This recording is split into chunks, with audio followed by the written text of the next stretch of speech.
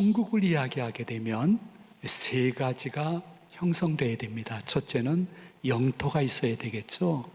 둘째는 왕이 있어야 되고, 셋째는 백성이 있어야 됩니다. 예수님께서는 천국을 말씀하실 때 제일 먼저는 마음 천국을 증거하셨습니다. 여러분이 읽은 본문 20절, 21절 우리 다 같이 한번 읽어보시도록 합니다.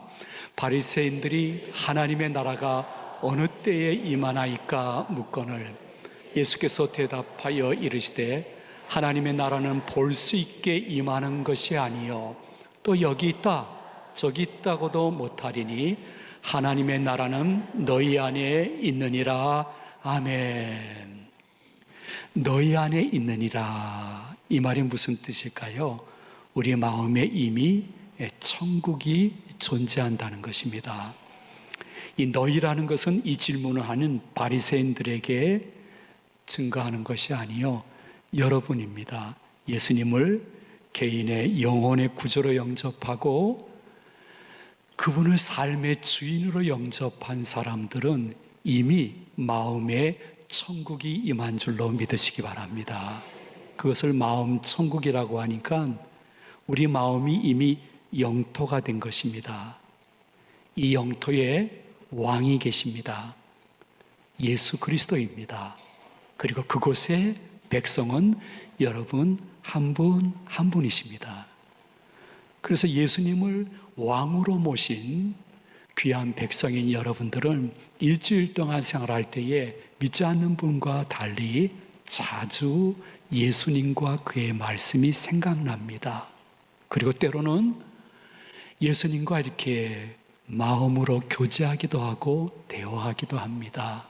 그리고 예수님께 여쭤보기도 합니다. 그리고 일상 속에 예수님이 주시는 격려와 사랑도 우리가 경험할 수 있고요. 어떤 때는 예수님이 나를 보면서 엄청 섭섭해 하시는구나. 이것도 느낄 수가 있습니다. 누가? 마음 천국이 계신 분은요. 예수님의 영은 바람과 공기처럼 우리 곁에도 계시지만은 마치 양심처럼 우리 안에 계셔서 때로는 권면 혹은 명령하시기도 하고 어떤 때는 격려, 위로, 때로는 축복하시면서 우리를 점점 하나님의 사람으로 만들어가는 것입니다. 그래서 마음 천국이 있는 분들은요, 그렇지 않은 분들보다 기도와 찬송을 정말 즐겨합니다. 짧지만 자신의 일상 속에 내 마음에 계시는 예수님에게 기도하기도 하고 찬송하기도 하고요. 내 영혼이 은총 입어 중한 재짐 벗고보니 슬픔 많은 이 세상도 천국으로 화하는 줄로 믿습니다. 이게 기독교인만 가질 수 있는 아주 좋은 특권이죠. 그런데 이러한 특권을 항상 빼앗아 가려고 하는 녀석이 있습니다. 사단과 세상입니다. 그래서 우리 마음속에 표현은 안 하지만은 자주 이런 생각이 드는 분도 계실 것입니다. 천국? 그거 목사들이 나한테 유혹하는 이야기야. 야, 눈에 보이는 세상도 믿지 못할 세상인데, 야, 눈에 보이지 않는 천국이 어디 있나?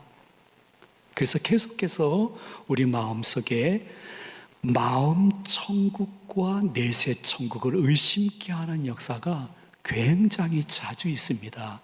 계속해서 우리들 마음속에는 현세에 만족하면서 내세관을 빼앗아 가려는 그러한 세력들이 있지만은 여러분 안심하셔야 됩니다. 왜 안심하냐면요, 여러분 마음 천국에 있는 왕이신 예수님이 여러분이 별의별 생각을 다 하더라도 주일날은 교회로 데려오시는 것이에요. 우리의 발걸음이 인도하시는 것은 내 자아가 아니라 예수님이신 줄로 믿으시기 바랍니다. 그리고 이 교회에 오게 되어지면요, 예배와 특히 목사님의 설교를 통해서 아주 서서히 이루어지지만은 분명하게 나중에 깨달음이 오게 되어지고 예수와 구원과 천국에 대한 확신이 현세를 살아가는 힘이 될 수 있도록 역사하고 계시는 것입니다. 그래서 다른 종교와 달리 개신교회를 다니시는 분들은 말씀을 통해서 야, 나도 정말 이렇게 변할 수가 있구나 하는 고백을 성경 내에 많은 분들이 고백해 있는데 시간이 없어서 몇 가지만 바라보게 되어지면요, 여러분 시편 기자가 시편 119편 105절에서 말씀에 대해서 이렇게 고백했습니다. 우리 다 같이 봉독합니다. 주의 말씀은 내 발의 등이요 내 길의 빛이니이다. 아멘. 말씀이 서서히 다가왔지만은 확실하고 강력하게 믿음의 확신을 준 것인데, 시편 119편 50절에는 이렇게까지 말씀에 대해서 고백했습니다. 우리 한번 다 같이 봉독합니다. 이 말씀은 나의 고난 중의 위로라. 주의 말씀이 나를 살리셨기 때문이다. 아멘. 심지어 예수님이 십자가에서 대속의 죽임을 당하시자 엠마오로 가는 두 제자가 자신의 신변의 안전을 위해서 피해서 도망가고 있었습니다. 근데 부활하신 예수님이 그 두 제자를 만나 주셨어요. 와, 그러자 예수님과 깊은 성경 공부한 것도 아닌데 잠깐 대화 속에 말씀의 위력을 경험하면서 누가복음 24장 32절에 이렇게 고백했습니다. 우리 다 같이 봉독합니다. 그들이 서로 말하되 그래서 우리에게 말씀하시고 우리에게 성경을 풀어주실 때에 우리 속에서 마음이 뜨겁지 아니하더냐 하고, 말씀이 역사하니까 마음이 뜨거워지면서 확신과 감사가 표현되어지는 장면인 것입니다. 그래서 예레미야 기자는 예레미야서에서 심지어 하나님의 말씀은 나와 여러분들에게 불과 방망이와 같습니다, 아주 선포하듯이 말씀하시는데, 예레미야 23장 29절 말씀 다 같이 봉독하겠습니다. 여호와의 말씀이니라. 내 말이 불같지 아니하냐. 바위를 쳐서 부스러뜨리는 방망이 같지 아니하냐. 아멘. 여러분, 하나님의 말씀은 여러분의 영육과 삶 속에 때로는 불처럼 방망이처럼 역사하십니다. 지금도 역사하고 있습니다. 이 말은 무슨 뜻이냐 하면 방망이로 바위를 쳐서 부시고 깨트려 버린다는 의미는 무엇이냐 하면 말도 되지 않을 그러한 일들이 하나님의 말씀이 나에게 들어와서 역사하게 되어지면 현실이 되어지고 능력이 될 정도로 하나님의 말씀은 능력과 힘과 권능이 있음을 우리에게 증거해 주고 있는 것입니다. 그러므로 여러분 마음속에 기억해야 될 것은 하나님의 말씀인 성경을 할 수 있거든 주중에 가까이 대해야 됩니다. 많이 읽을 생각하지 말고요, 짧은 몇 절을 읽더라도요, 하나님 저 오늘 하루 시작해야 돼요, 힘들어요, 저에게 짧은 몇 절 속에 오늘 하루를 살아갈 수 있는 지혜를 허락해 달라고 하나님 말씀을 가까이 하고 말씀 선포될 때에 그 말씀에 제발 좀 순수한 마음을 가졌으면 좋겠습니다. 솔직히 고백할게요. 솔직한 고백인데요, 저는 제가 마음에 안 들 때가 가끔 있어요. 하나님 존전에서 내 자신을 보면서 너무 제가 제 마음에 안 들어요. 그래서 이번 주 단에 슬기가 싫어요. 비쳐요. 그런데 어떤 목사님이 늘 매주일 여러분 마음에 쏙 들 수 있습니까? 그건 불가능해요.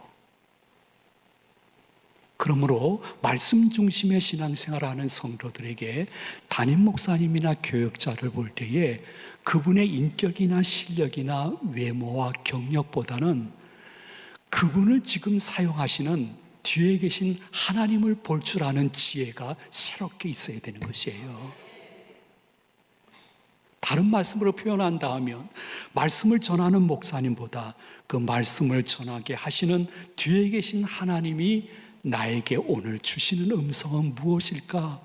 짧은 한두 개라도 좋습니다. 제가 밖에 싸우니 주여 역사하여 주시옵소서. 목사님보다 목사님 뒤에 있는 하나님을 먼저 의식할 수 있는 믿음의 변혁, 개혁, 갱신, 그것이 여러분의 오늘의 선물이 되어지기를 소망을 드립니다. 그리하게 되어지면 어느 날부터 초대교회 데살로니가 교회 교인들이 말씀과 말씀을 전하는 종에게 이렇게 고백했던 고백이 내 것이 될 수 있습니다. 데살로니가 전서 2장 13절 말씀, 자신의 고백처럼 다 같이 봉독하도록 합니다. 이러므로 우리가 하나님께 끊임없이 감사함은 너희가 우리에게 들은 바 하나님의 말씀을 받을 때에 사람의 말로 받지 아니하고 하나님의 말씀으로 받음이니 진실로 그러하도다. 이 말씀이 또한 너희 믿음 가운데서 역사하느니라. 아멘. 여러분이 늘 자신을 부정적으로 보지 말아야 될 것은요, 어떠한 믿음 형태의 지금이 있다 할지라도 아내가 계속 그냥 쪼들해도 신경 쓰지 마세요. 왜냐하면요, 여러분 마음속에는 이미 마음 천국이 이루어졌고 그 마음 천국의 왕이신 예수님이 좌정에 계시며 자신의 백성인 여러분 한 분 한 분을 계속 예배와 말씀으로 이끄시면서 확신과 기쁨과 새 희망을 주시고 여전히 힘든 인생이지만 주님 때문에 그럼에도 불구하고 살 수 있다는 가능성이 아니라 믿음을 주신다는 사실을 신비에 새길 수 있는 이 시간 되시기를 소망을 드립니다. 이러한 마음 천국에 있는 사람에게는 예수님이 내세 천국에 대한 확신을 주십니다. 내세 천국이라는 것은 죽음 후의 이야기겠죠. 우리 기독교인들이요, 저도 똑같은데요, 죽음 그 자체는 두렵고 떨리고 무서워요. 그런데 죽음 뒤에는 영원하고 완전한 행복과 축복이 기다리고 있어요. 그것이 천국입니다.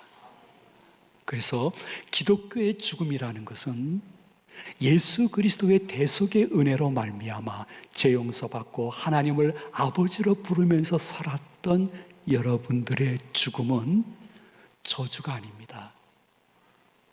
여러분들의 죽음은 다음 천국에서의 삶의 시작이요, 믿음의 싸움을 끝까지 싸운 사람이 들어가는 개선문인 줄로 믿으시기를 바랍니다. 심지어 성경의 마지막 부분인 요한계시록에서는 끝까지 예수 중심의 믿음을 지켰던 자들이 천국 들어가는 과정을 주 안에서 죽는 자는 복되도다, 이렇게 선포식으로 계시록 14장 13절에서 말씀하셨습니다. 우리 다 같이 한번 봉독합니다. 또 내가 들으니 하늘에서 음성이 나서 이르되 기록하라. 지금 이후로 주 안에서 죽는 자들은 복이 있도다 하심에 성령이 이르시되 그러하다.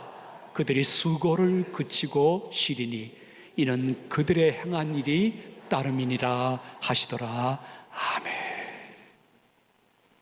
물론 요한 사도뿐만이 아닙니다.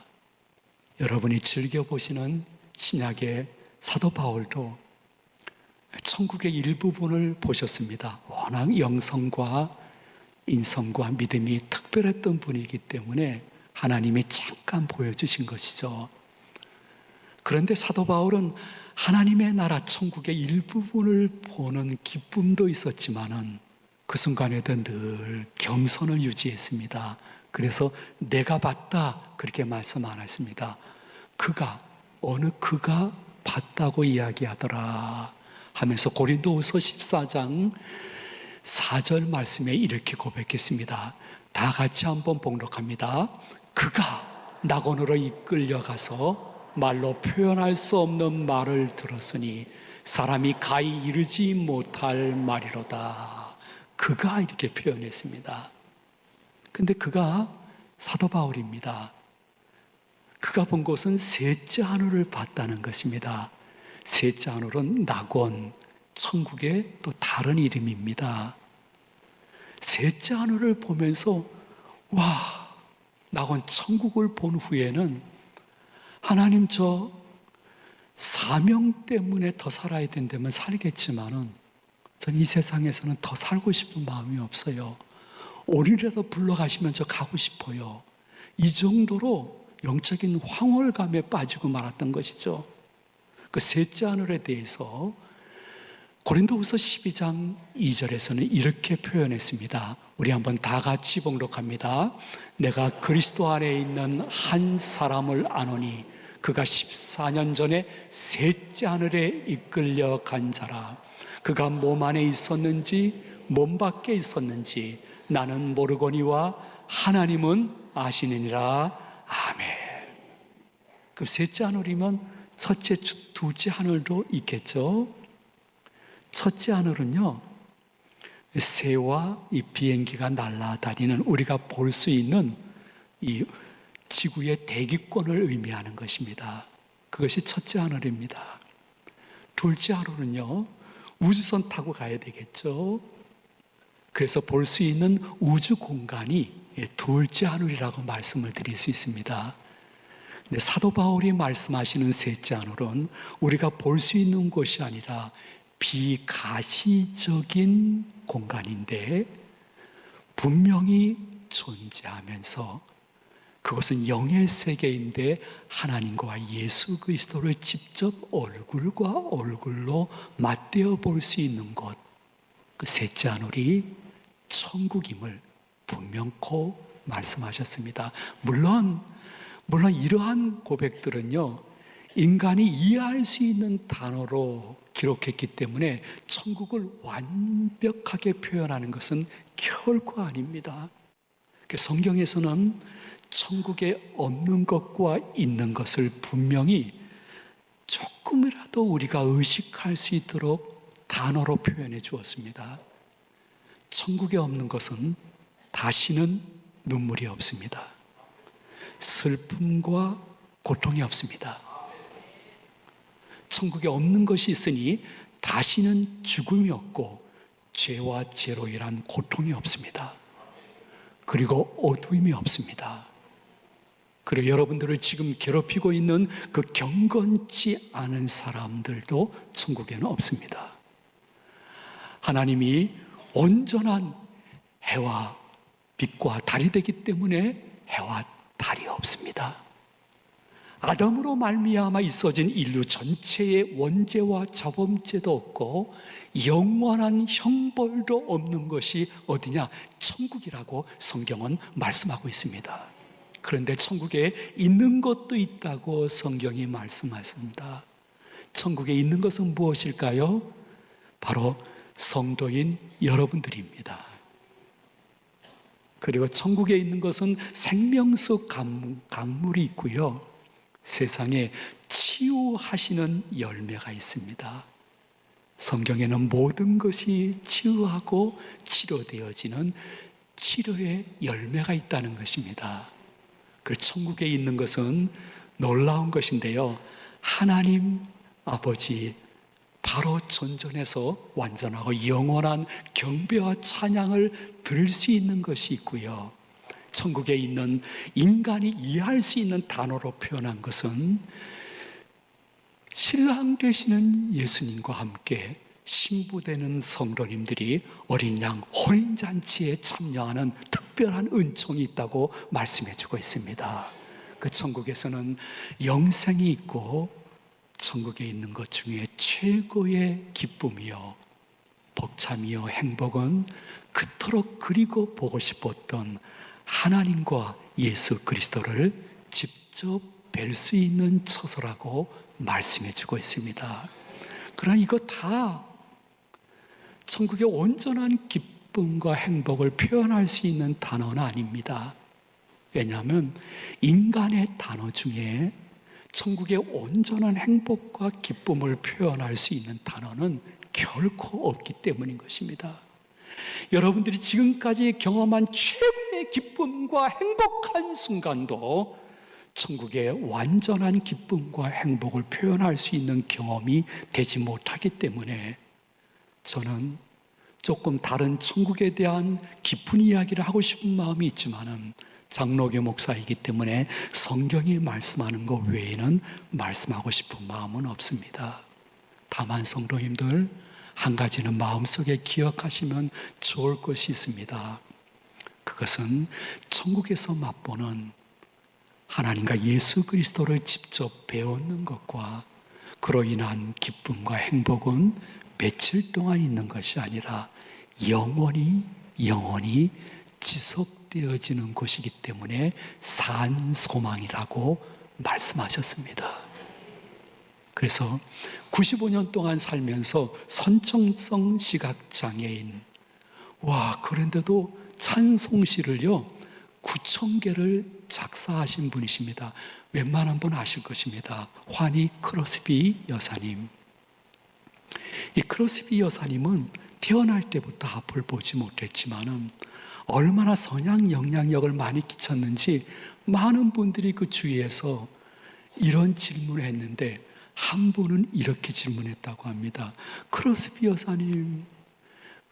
여사님은 살아생전에 하나님께 많은 은혜와 축복을 받지 않았습니까? 근데 만일 태어날 때부터 사람과 사물을 볼 수 있도록 태어났다면 얼마나 더 행복했겠습니까? 하고 질문했더니 크로스비 여사님이 이렇게 대답을 했습니다. 아닙니다. 제가 태어날 때 만일 하나님께 무엇 하나를 부탁할 수 있었다고 하면 하나님, 저 태어날 때부터 앞을 보지 못하게 인도해 주옵소서. 이유는 내가 살아생전 첫 번째 눈 떠서 볼 수 있는 분이 하나님이셨으면 좋겠습니다. 그래서 저는 선천성 시각장애인 것이 도리어 기쁩니다. 그 나라에서 그분을 배우는 것이 첫 번째 얼굴이기를 소망합니다. 여러분들은 어떠신지요? 설교를 즐기지 마세요. 나를 그냥 솔직히 털어놓고 한번 보세요. 난 크로스비에 조금이라도 닮아가고 있는 사람일까? 나는 신앙으로 살지 않고 아직도 그냥 신념으로 살고 있는 사람이 아닌가? 신념은 나에게서 나오는 것입니다. 내가 정답입니다. 신앙은 무엇입니까?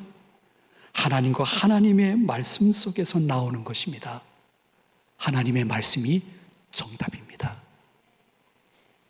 그래서 구원과 교회와 천국과 영생에 대해서 말씀하시면 신념으로 그것을 바라보지 말고 그만큼 교회를 다녔으면 이제는 신앙으로 받아들이면서 내세간이 분명하로 말미암아 현세를 하나님의 말씀 범위 내에서 살아가는데도 나름대로 기쁨과 의미가 있는 삶을 살아갈 수 있는 우리 제1교회 교인들이 되었으면 좋겠습니다. 시간이 많이 지나서 말씀을 마치도록 하겠습니다.